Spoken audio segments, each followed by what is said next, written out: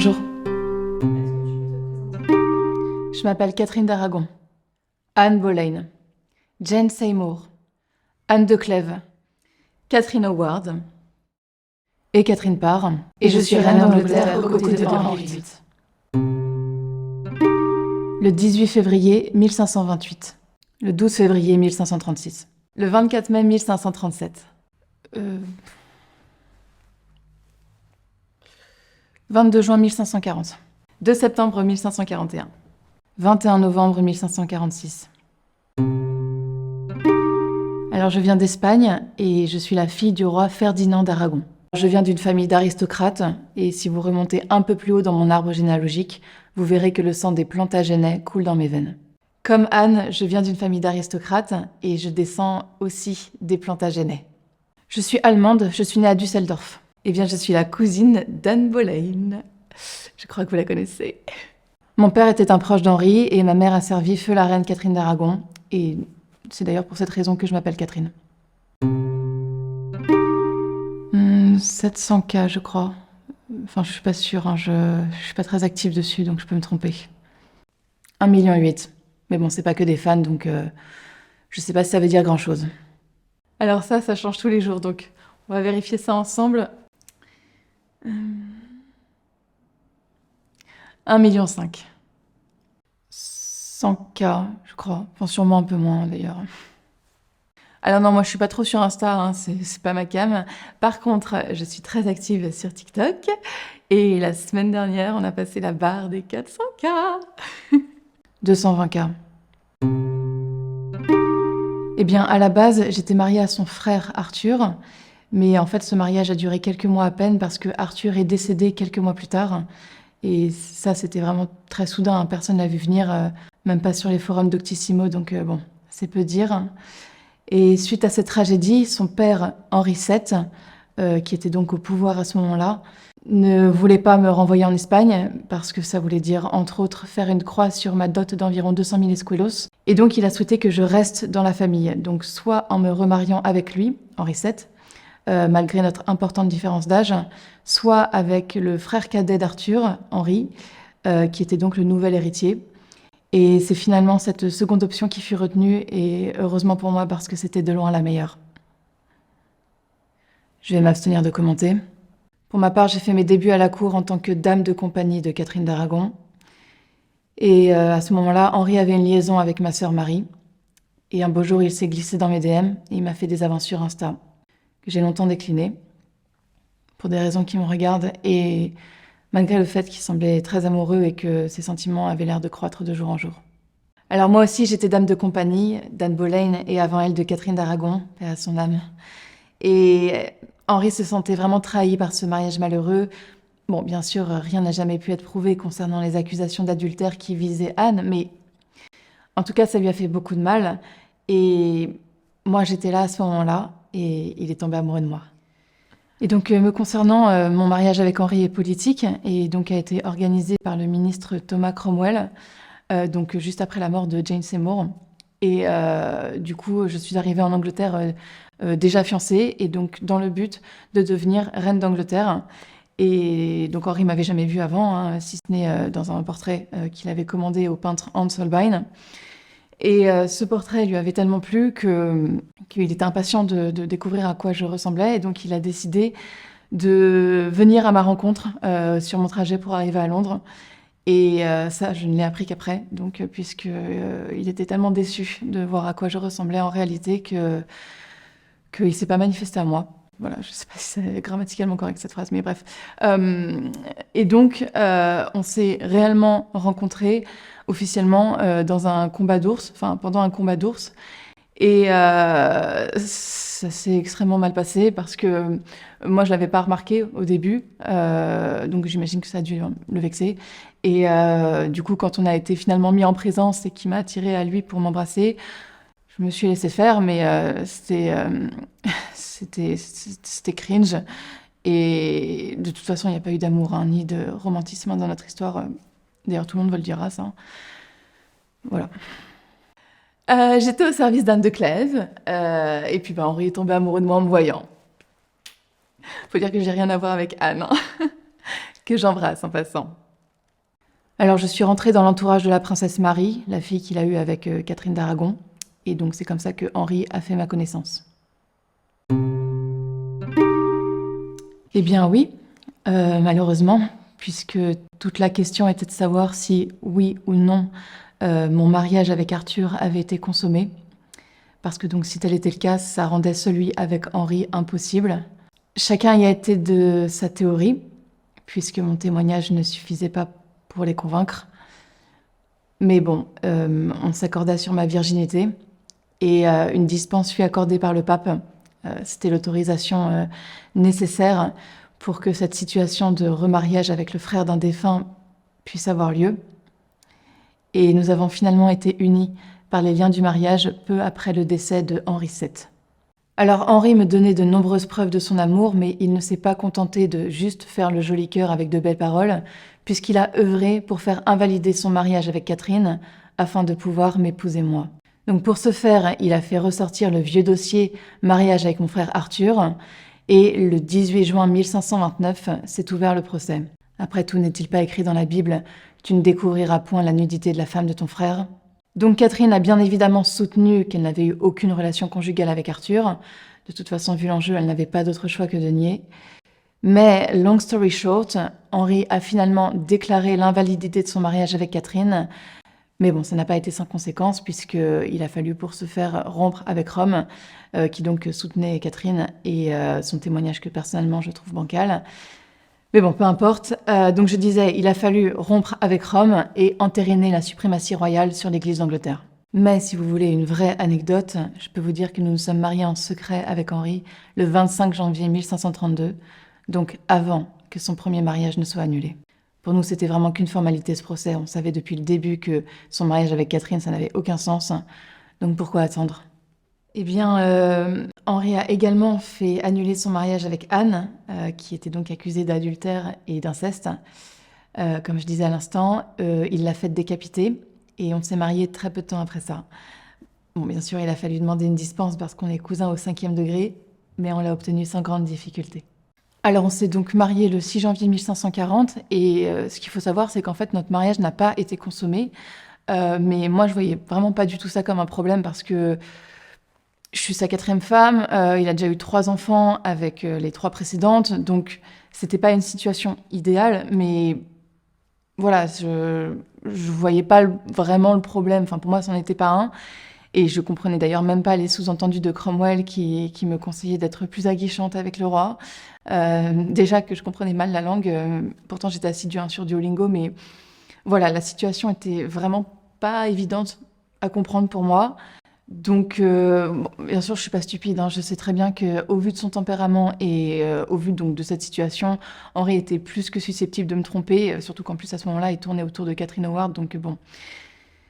Ça, c'était vraiment le cadet de mes soucis, ces infidélités, et de toute façon, c'est pas moi qui fixe les règles, donc bon, on va dire que tout allait bien. Jusqu'à cette semaine, où on est venu me voir pour me dire que Henri voulait faire annuler le mariage.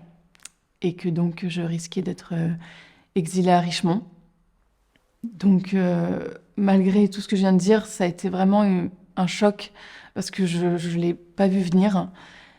Mais depuis tout ça, j'ai pris le temps de la réflexion et je vais bien évidemment accepter le divorce sans lutter. Depuis le début, je sais que Henri ne m'aime pas, que ce mariage le déçoit, que je ne suis pas l'épouse qu'il attendait, donc voilà, on va pas envenimer la situation plus qu'elle ne l'est déjà. J'ai aucune envie, moi, de rejoindre dans la tombe ces 3 précédentes épouses. Arnine, bichette. Donc voilà. Bon, c'est sûr que ça n'a pas dû être simple pour elle, hein, mais bon. Me concernant, j'ai épousé Henri en juillet 1540, donc le même mois que son divorce avec Anne. Oupsie. Mais sinon, à part vous dire que ça a été très rapide entre notre rencontre et le mariage, j'ai pas d'anecdote. Si. Il a trouvé la bonne. Au bout de la 5e, il est temps, hein. Enfin. Alors, on s'est mariés le 12 juillet 1543, donc après la décapitation de sa 5e femme, Catherine Howard, qui est donc était elle aussi accusée d'adultère. Et moi, à la base, je devais épouser quelqu'un d'autre, Thomas Seymour, le frère de la très regrettée Jane Seymour, qui me plaît beaucoup, qui me plaisait beaucoup. Le frère, pas Jane. Bref, et donc je devais épouser Thomas. Mais quand un roi, qui plus est un roi exaspéré par le malheur de ses amours, vous oblige, vous demande en mariage, est-ce qu'on est en droit de refuser par amour? Moi, je crois que la question elle est vite répondue. Donc j'ai épousé Henri. Et sinon, oui, j'ai une deuxième anecdote. Le lendemain même de notre mariage, Henri a dû partir en France pour régler des affaires. Donc j'ai immédiatement été nommée régente. Et donc voilà, c'était une prise de fonction assez rapide. Du coup, oui, avec Arthur, mais j'insiste sur la nullité de ce mariage qui n'a pas été consommé. Non, j'ai eu des petites histoires, des crushs, mais pas de mariage. Non. Non, mais j'étais fiancée au duc de Lorraine avant mon mariage avec Henri. Et du coup, on m'a dit que ça sera cet argument-là qui sera utilisé pour faire annuler le nôtre. Enfin, notre mariage, quoi. Trick question. Oui et non. Parce que j'ai été formée pour plaire à mon mari, si vous voyez ce que je veux dire, par mon professeur Henri Manox. Et ensuite, j'ai été très proche de Sir Francis Dereham, à tel point que tout notre entourage nous considérait comme mari et femme. Mais bon, c'était pas un mariage et c'est de l'histoire ancienne, bien sûr. J'ai été 2 fois veuve avant Henri. Eh bien, je dirais que c'est un honneur et un devoir que Dieu nous impose et dont il faut tâcher de s'acquitter avec humilité et dévotion. Je dirais que c'est avoir une position forte, mais du coup, ça implique d'avoir les épaules solides. Je dirais qu'être reine, c'est être à la fois une bonne épouse, une bonne mère, d'un garçon de préférence, et une bonne chrétienne. Voilà, ce sont les 3 choses qui me viennent à l'esprit. Alors, selon mon expérience, qui cependant risque d'être un petit peu courte, donc bon, je sais pas ce que ça vaut, hein, mais je dirais en tout cas que c'est un rôle politique qui demande donc d'être irréprochable à la cour. Enfin, il faut vraiment être un modèle pour tous, quoi.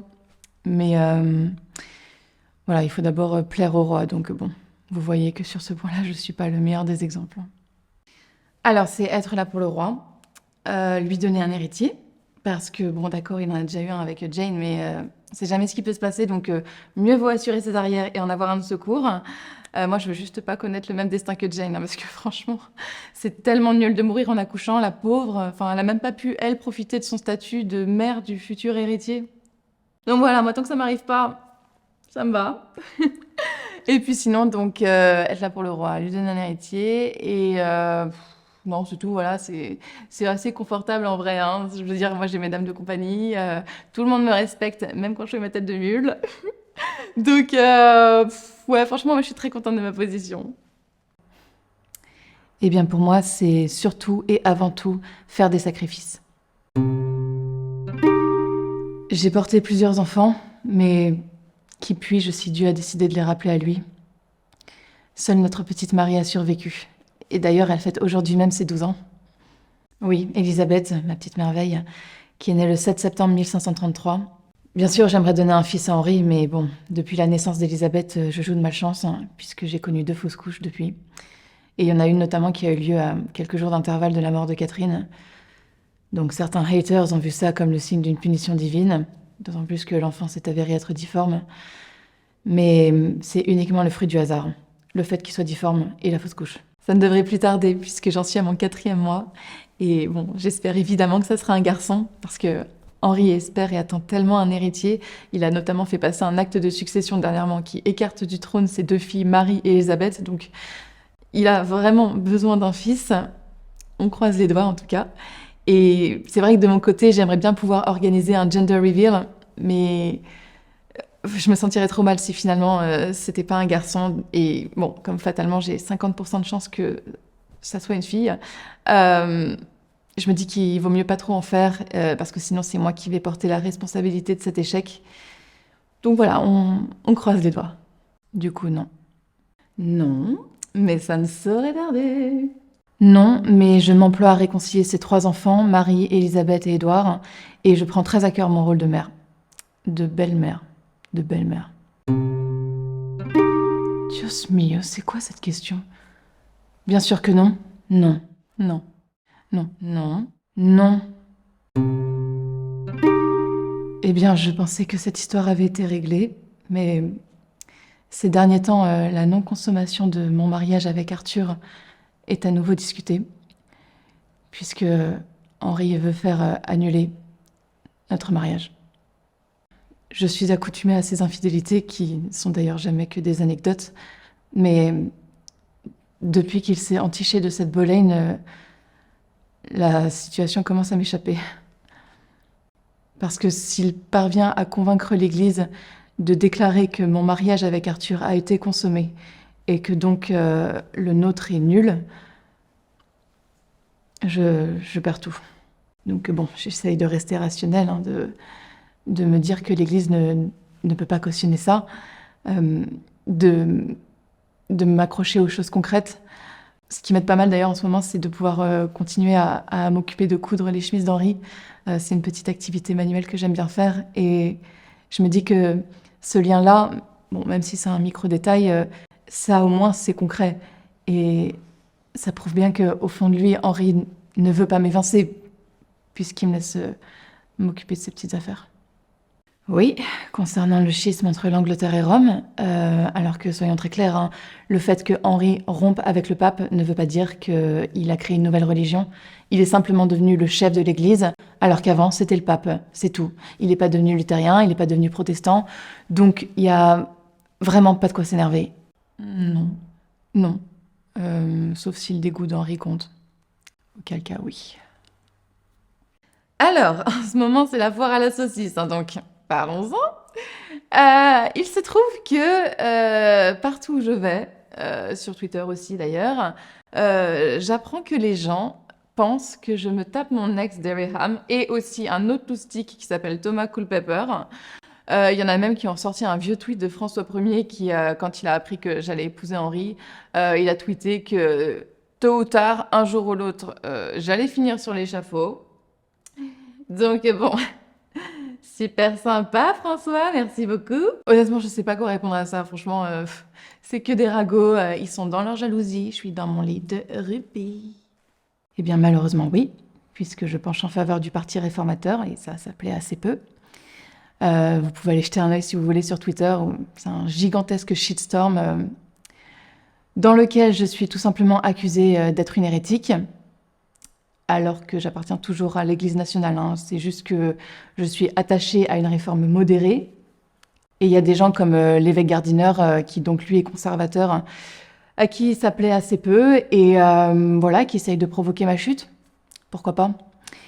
Et donc, on a fouillé chez moi pour essayer de trouver des ouvrages suspects, et puis ça s'est un petit peu emballé, et Henri a finalement hésité à me faire arrêter. Et là, j'ai mon alerte red flag, qui s'est mise à clignoter très très fort. Et voilà, ça avait un petit peu trop un air de déjà vu, cette situation de merde. Et donc, il m'a fallu aplanir la situation et reconnaître donc devant Henri et en public que les femmes sont inférieures aux hommes et que non, nous n'avons pas pour vocation de les emmener du côté obscur de la force. Donc c'était humiliant, hein, ça m'a assez peu rempli de joie de le faire, mais là il s'agissait ni plus ni moins que de survivre, et au moins on m'a foutu la paix par la suite, et tout est rentré dans l'ordre. Eh bien le procès commence tout juste, et comment on peut le dire là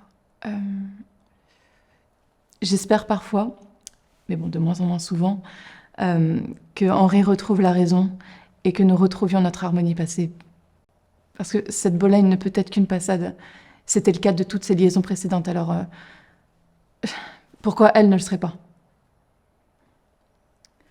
Voilà.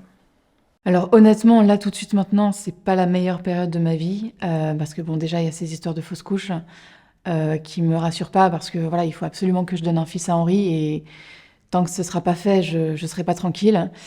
Mais en plus de ça, en ce moment commencent à émerger des rumeurs me concernant, comme quoi je serais infidèle au roi. comme quoi j'aurais même eu des relations avec mon propre frère. Donc voilà, c'est un petit peu la prise de tête en ce moment, mais je veux juste pas que les haters qui espèrent ma chute arrivent à leur fin. Donc de mon côté, je fais tout pour ne pas leur donner du grain à moudre. Je suis pleine d'espoir pour l'avenir et je suis sûre que nous serons tous les trois très heureux. Alors tout ne me sourit pas, mais je fais appel à toutes mes ressources pour littéralement garder la tête sur les épaules. Et quand je me projette, je me dis que une vie paisible, loin des intrigues de cour, ça sera pas plus mal. Il y a du bonheur autrement qu'avec une tête couronnée sur les épaules. Tout va bien, franchement. J'ai pas à me plaindre et je suis très contente de ma situation. Ça me rend mélancolique là de les voir toutes les 5. Je pense à toutes ces vies brisées. Je me dis, c'est quoi la suite?